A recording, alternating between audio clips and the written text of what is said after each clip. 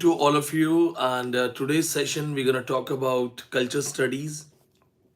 We will discuss what all you have to read in culture studies, some theories, some particular topics related to media studies, and some social or political approaches. So before we wait for all the students to join the session, I would ask you to carry a pen and paper with you. Make sure आपके पास pen है, paper है, क्योंकि बहुत सारी theories होंगी. Third space theory, contact zone theory, stranger king theory, role theory, and along with these things, SAPIR WHORF analysis. So we have to go for these kind of things today. I suggest you all to carry a pen and paper with you. And before we start the session and we wait for some other students, let's go for some question answers. So, a very good evening to all once again.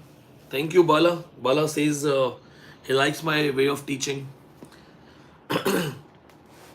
But what I personally believe is that when I'm happy, then I teach really well. So, it's all about, the knowledge, and then one must know how to, arrange those points, those explanations in an ideal way, and then convey it to people. Along with these things, yes, the net exam, we all are waiting for it. And remember, when first I told you that it's very much impossible, they cannot conduct it before 15th of July. Now it seems quite possible that they will actually conduct it in the either in the end of July or in the first week of August. And that is something problematic because when you make someone suffer a lot, and you want to qualify and they're not even conducting exam, that's really sad. Your parents must be asking, beta, when you will be qualifying this exam, when you will get job, and you will be saying that, sir, we are waiting for the papers, they're not even taking those things. This is disgusting. The problem is really it's a harsh problem. It's a bitter truth. Imagine we have an organization and that organization doesn't know when to conduct the exam, how to conduct the exam. And I totally understand your pain. I totally understand your sufferings. That's really amazing. Bala wants to take culture studies as a PhD topic. I suggest you go for media theories. There is a negotiation between television and human beings. There's a negotiation between Amazon, Flipkart, and you. Have you ever wondered that these people can make you spend money? Any Amazon, Flipkart that drops you a notification saying that your favorite dress is now 20% off is actually asking you to buy that. It provokes you to buy that, and you do that. We are surrounded by these kind of things. So there is a kind of negotiation. Yelappa has a question. The PGCUCET, yes. All the MA entrance, they have been combined, and now they are conducting a common MA entrance test. That is CUCET. They are also going for CUET and CUCET for PhD. So somewhere it's good, somewhere it's bad. Because somewhere it's good because earlier it was not possible to join University of Delhi for everyone, but now you actually go and compete. Suppose you have only 60%, somebody had 90%. So now you both will have to attempt the exam, and the deserving will get the chance. But the problem is that if you don't make up to those top universities, then you will have to go for the smaller universities, and now they are also adding the private universities. So this is the problem. Sometimes every change had some plus points, some minus points. Anyway, so we have approx 141 students. They have joined us. Let's get back to the session called Culture Studies. Many of you must be knowing what to read, how to read. So very first thing for all of you, those who are studying culture studies, remember this thing that it's a new, updated, latest study area in literary field. And now why culture studies is being studied? Because everything, lit theory, lit criticism, novel, drama, poetry, articles, they all are actually representing a culture. So anything that represents a culture, that adds in a culture, that inspires a culture, or that is an outcome of culture. In short, anything related to culture in any possible way is the part of culture studies. So if someone says that let's study culture studies and then starts teaching you literary theory, then it can be the part of culture studies. Yes. If someone says let's study poetries, African poetries as a part of culture study, yes, it's the part of it. Matthew Arnold, he was of the view that culture is way of living life. How you live your life in a very positive way, that is called culture. He said, culture is something the best that has been thought and said. So, culture is something the best which has been thought and said.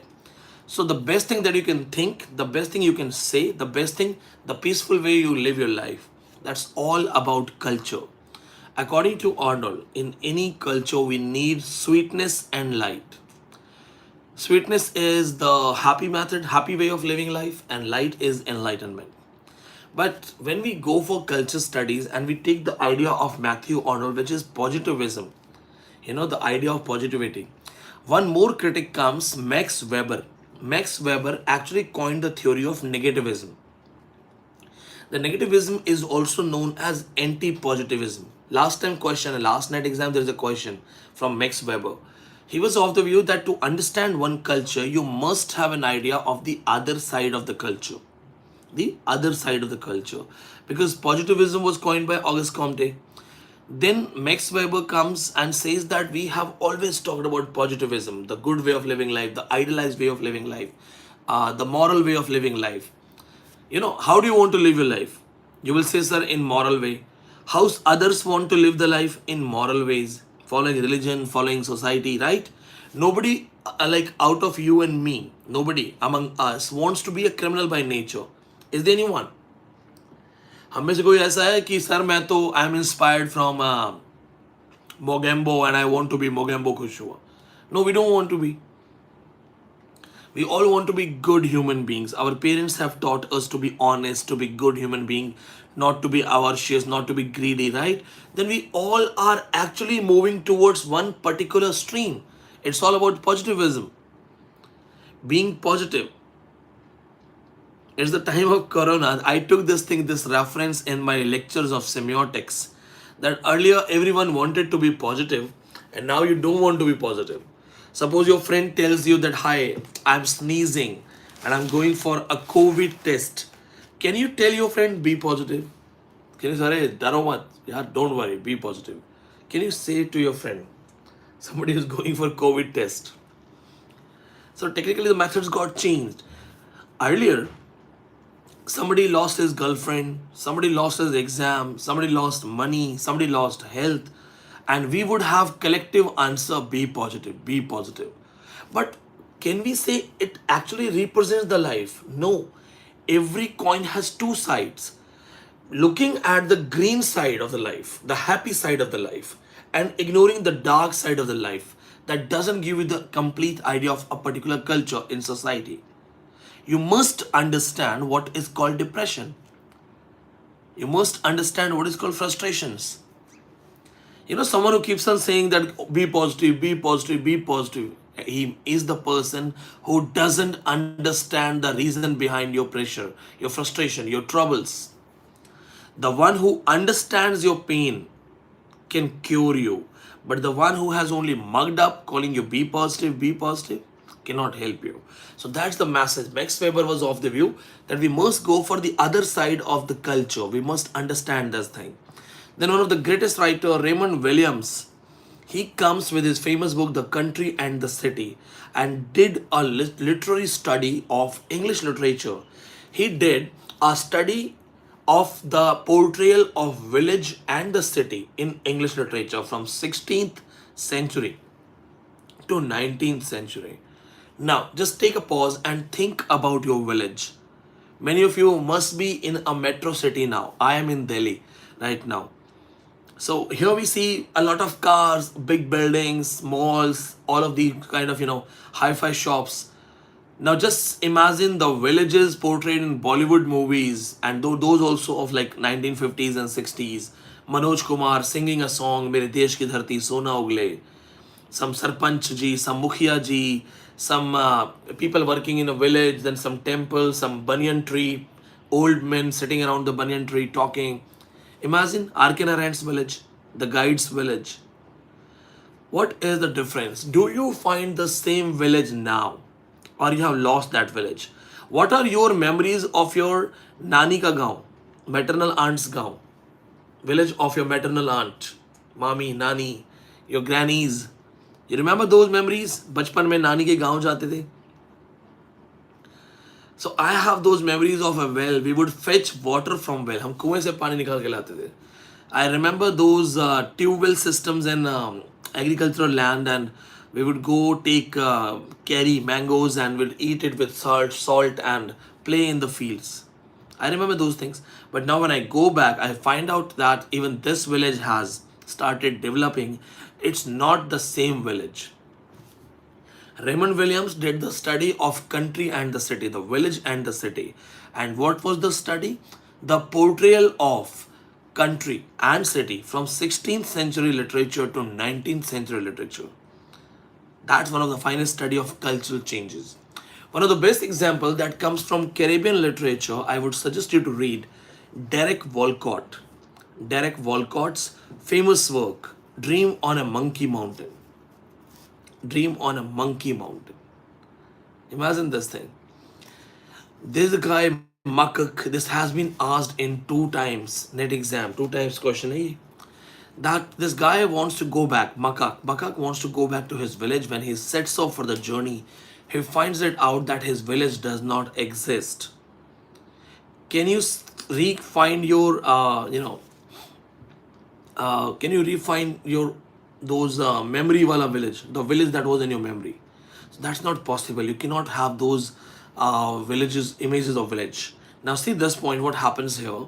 There are certain theories which have been applied here. The culture and the subculture concept. How cultures, how subcultures are developed. The cultures of multinational companies with a particular set pattern.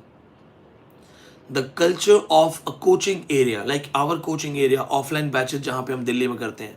We take offline classes in Delhi. We have around 50 plus hostels, PZs for students. In my coaching area, there are around 10 plus big coaching centers and around 4,000 students. They live in that 1 kilometer, 2 kilometer area. All the students, 90% population of the students from all the states. So, we have a different culture. We have more shops of photocopies than any other burger samosa team. We have more shops of tea.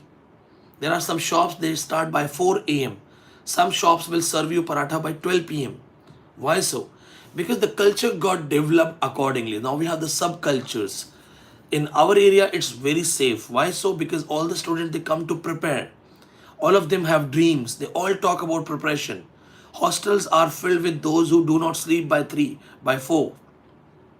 So the cultural area, all the things related to students and education. We have a lot of bookshops, a lot of posters, hoardings, boards. This is called subculture. So cultures are not fixed. There are cultures, subcultures merged together. Subculture, culture, they have the clashes, they result in a new culture. In Delhi, you go to some, area, the club area, the pub area, you will find it out that all of the sudden, all the shops are selling cigarettes, smoky things, drinks. All of a sudden, the things got changed. Then, how media actually develops your culture. Don't you think that the media is actually connected to you directly? It's influencing your brain. Right now, the news channels are influencing your brain in a negative way. But media is actually one of the most strongest part of culture studies, the media theory. All those who want to go for the PhD, go for media studies. Now see what happens. Imagine this thing. The fiction, the non-fiction, and the fiction fictionalized by media. Don't you think when they show you a lot of stories, they actually fictionalize a lot of details? They provoke your emotion, they feed on your emotion, and they make you watch it. Radio Ravanda by Ramesh Matang, very good example. Ramesh, This really shows that you have worked very hard. तुमने बहुत अच्छी मेहनत की है. Not everyone knows about Radio Rwanda, a genocide caused by media. One of the first example where the radio started giving its own particular people, speeches against their own people, and resulted in a civil war. Indian media is actually following the pathway of Radio Rwanda. So it's really good if someone has mentioned it. Ramesh has mentioned it. It's really good. Now see, the concept of female and male gaze. One of the finest example written by Laura Mulvey, the visual pleasures in narrative cinema. Have you ever wondered that how women knowingly been portrayed in a movie, in a presentation in media, how they are playing with your thoughts, how they are developing those things, and how they actually, colonize your brain and create an image. All our Bollywood heroines. How many of you remember our most deserving Bollywood heroines who are fatty, ugly looking, with a dark skin? Do we have our famous Bollywood heroines who don't look good, who have dark skins, maybe a face with patches? No. What you are answering me is that they are supposed to have zero figure, they are supposed to have a white face, they're supposed to look really good. That is called male gaze. Scopophilia. In the terms of Sigmund Freud, scopophilia. What happens? The visual pleasures, voyeurism, visual pleasures, male gaze. Male gaze is that we have to satisfy that gaze which is used by male to put on a women's body. Scopophilia is deriving pleasure by looking at women's body. Now, Freud has studied this point. Freud has studied this thing. These people, they knew this thing, that that all of these males, they watch movies, and knowingly, unknowingly, willingly, unwillingly, they somewhere get pleasures by looking at women's body. So what they do in the movies, they simply started using Bollywood heroines or Hollywood heroines for the nudity. And even in nudity, there is proper study of camera angles in media theory. That the camera angles knowingly focus on the breasts of women, hips of women, and they actually invoke some emotions in the male psyche, which is called voyeurism.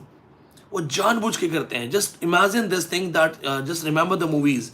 If the heroines are introduced, they are coming out of swimming pool, maybe in a nude dress or maybe very short dress. Why so? Why? Because they know it's feeding someone's desire. How many of you have seen Dirty Picture? There's a movie. There is a movie by Vidya Balan called Dirty Picture. It was actually a satire on that male gaze concept. She knew this thing that to survive in this Bollywood, I'll have to go for some nudity, some obscenity. There is a famous line in this movie by Imran Hashmi, the actor who has played the role of a director, the one who believes that he should, work on the movies with messages instead of nudity. He says that only the first 4 rows are for you, not all. He says that the audience, not all the audience come for nudity. He says only first 4 row, wo aapke. First 4 rows. So technically the message is that it's not everything, but it is something. And then the point is that how media portrays women. One Bollywood villain, it was a villain, not Amrish Puri, I think Ranjit, the famous villain Ranjit. He was answering in an interview, and he said that there was a molestation scene, a rape scene, which was supposed to be filmed, and the girl was not that much comfortable. So the director went to her and said that don't worry, it's just a normal molestation. He will hold you from your shoulders and will just fight. And we will take it in a dramatic way. It will look like a molestation. So he'll simply hold you from the shoulders. Then the same director goes to Ranjit. It is in the words of Ranjit. He said, just undress her, tear her dress. Ranjit denied. Ranjit said, no, I won't do that. But why did he ask him to do so? Because the camera is on and whatever you have done will be recorded. That will be recorded. Now, the point is female gaze. Even women know this thing. The female gaze is applied to them and they also know it. The perfumes and the underwears for male are being sold, showing that the women are falling for it. That they are telling the male that if you look good, if you have six pack, then yes, you are causing pleasure to women's eye. So you must have those good perfumes. That's how they are creating an image. So when you study culture studies, you find it out that these kind of cultures get developed, these cultures have a clash and then they get evolved. The famous concept of role theory is that every day we have to decide a role. Right now, when I started my session, so I was in my house, I was watching news and also waiting for the time to start. So when I was watching news, I was not a teacher. The moment I started my live session and I found you all here, I actually switched to a role. Now you have also switched to a role of a student, of a learner. Earlier, before this session, you were a wife working in your house. You were a son, maybe planning to go to buy vegetables. You were a player, maybe planning to go to play cricket. So technically, every day we go for a role. A mother playing the role of a mother can also become a manager when she reaches to the office. It's all roles, and that's called simply the role theory of culture studies. The culture studies concept of contact zone. Contact zone theory simply says that we are divided in multiple discourses. And in every discourse, we have to make a bridge to talk to each other, to connect ourselves to each other. And that is called contact zone. How I'm talking to you right now, I can't see you. I can simply see myself. So I am coming out of my comfort zone and trying to talk to you by imagining all of you. It's my pleasure that at least I can read your names and all if I'm not able to see the faces. So what I do, I came out of my comfort zone and started teaching you all in my imaginations. So you can be any face. Some of you are known to me, 2-3 students by face, but then almost all are unknown. Now you cannot see me physically, but you can see me through a video. So you are also coming out of your comfort zone and using a technology, trying to learn from me. Here we have formed a contact zone. Neha Mishra has asked me to give the example of Autowala. Thank you, Neha, for remembering this. ये oft quoted example है, so I thought I'll use some new examples. Chalo, on the request of Neha, let's go for Autowala example. A foreigner who comes to India in Delhi and wants to go to Taj Mahal, how this foreigner will speak to the Autowala. The Autowala speaks in fluent Hindi. The foreigner speaks in fluent English. How they are going to talk, because they both are from the alien language background. So simply, the foreigner will go to Autowala and will try to speak in the most simple form. He will say, Taj Mahal, money. Two words, Taj Mahal and money. Now, Autowala will definitely understand two things, Taj Mahal and money. Now, Autowala doesn't speak in English, but he will also try. He will say, okay, 500. These four words help them to communicate, establish a contact zone.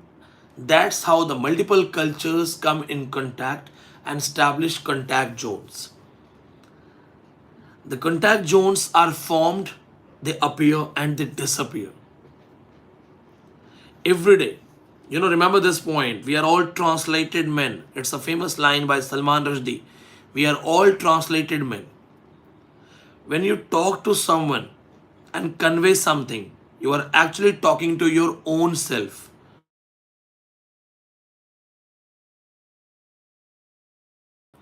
When you're trying to talk to someone, you're talking to yourself. Have you ever wondered about this thing? What you do is you create the image of the person in front of you and imagine that he is actually understanding you.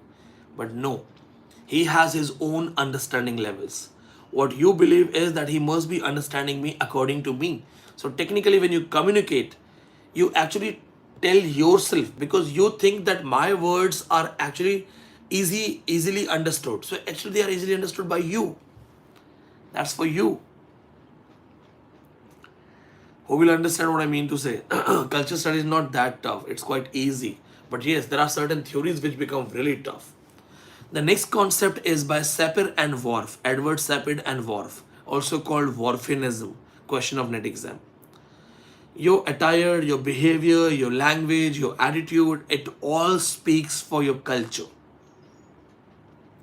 How do you judge people? You must have seen a lot of people, they say that we are damn good in observing. And if I speak to someone, I will definitely judge that person. आपने देखा होगा ना, कुछ लोग बातचीत में बोलते हैं कि अरे मैं किसी से अगर 5 मिनट बात कर लूँ तो मैं तो उसको बंदा जज कर लेता हूँ. Right? There are some people, they say that they are good observers, and if they get a chance to speak to someone for 5 minutes, they actually understand the person. That is called SAPIR-WHORF analysis. Your perception, your attitude, your language, your dressing sense, it all speaks for you. Imagine this thing. A very costly car, Ferrari. Ferrari comes, then Ferrari's gate is opened in a Bollywood entry style, and then some very handsome, decent man with a great goggle, highly suited, booted, that comes out in a most cinematic way. And he comes out and then starts doing like this. What will be the impression? So all of those impressions of a costly car, a suited booted dress, goggles, and then he does like this. Bolo Juban Kesari. What will you feel? Will you be able to connect something? See, somebody is writing tapori, somebody says spoiled, somebody says something like that. Right? Technically, this is called SAPIR-WHORF analysis. Your behavior speaks for you, your parentage, your family line, your cultural background. You go to a very costly restaurant, you order some Indian food, start eating with your hands, though it's a good thing. I believe one must wash hands in a proper way, the nails and all, and one must eat with your hands. Because the moment your skin touches the food, your soul becomes ready to accept it. So the connection should be there. But in a very costly mall, in a very costly restaurant, suppose all of those high class people are there, and then you are eating like this, and you take chawal and dal and like this, and the dal comes here, and then you lick it like this. They'll simply get to know about your cultural practices, your behaviors, your mindset, your understandings, your cultural background, and will simply develop an entire structure for you. आपका पूरा एक structure समझ में आ जाएगा. That is called SAPIR-WHORF analysis. If you like my examples, remember this is Vineet Pandey style, Venetian style. That's SAPIR-WHORF analysis. Now the concept of Rousseau that has also been used in social contract theory. The social contract theory is very much simple. Social contract is that the governance by the government is only accepted when the government becomes liberal for the people. And people, they surrender in front of the government only because the government does something good for them. So it's an understanding. Why we will choose some politicians above us? Why? Because when they actually control us, then they do a lot of things for us. So there is an understanding that okay, let's respect each other, let's support each other, Even if you trouble us, it should not be a big trouble.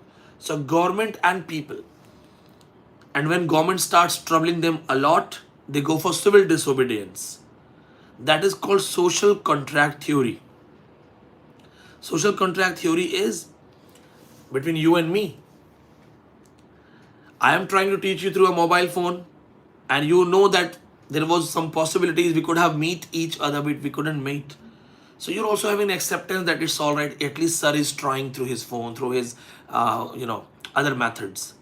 So we are actually forming a kind of consent for each other. So when you come with questions, we also understand that sometimes in online they don't understand all the questions, so they must call us, they must ask us. So there is an acceptance for both, and that is called social contract theory. Social contract theory is that we have space for each other, we understand each other, we respect each other, and we make sure that we both are living together and not colliding with each other. That is called social contract theory. Now this will be a session for today, because then I have a UPSC class session. Even in evening when I come back, there are multiple sessions that keeps on going. And exam 99% will be after 15th of July. So time to revise all your weak points. अपने अपनी weaknesses पे काम करते रहो. Share this video with people, and all those who are willing to join the batch. A fresh online batch is going to start from 25th of June. आप उसको join कर सकते हो. You can join that batch. The number is 85870 35827. Chalo guys, see you all. Jai Hind.